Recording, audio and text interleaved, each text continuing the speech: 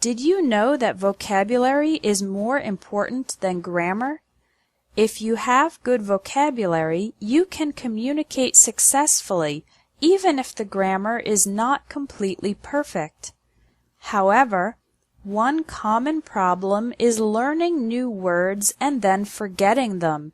So when you want to use a particular word in conversation, you can't remember it at that moment. How annoying! Does this ever happen to you? The reason for this difficulty is that most students try to learn vocabulary by studying lists and dictionaries and memorizing the words. But this is not effective unless you naturally have a very good memory. The best way to learn vocabulary and remember the words successfully is to learn new words and use them immediately. You can do this with a very simple exercise. Every time you learn a new word, for example, from an English lesson or an article, write it down in your vocabulary notebook. Writing is more active than just reading a definition. You should write the word, the definition in English or translation, one example sentence from the article or dictionary, and one example sentence that you create. Imagine you just learned the word generous. Write in your vocabulary notebook, generous, adjective.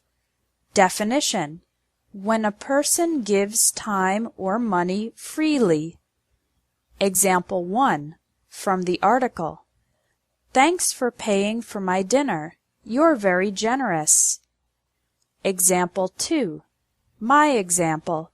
My brother is generous because he volunteers at the animal shelter on weekends.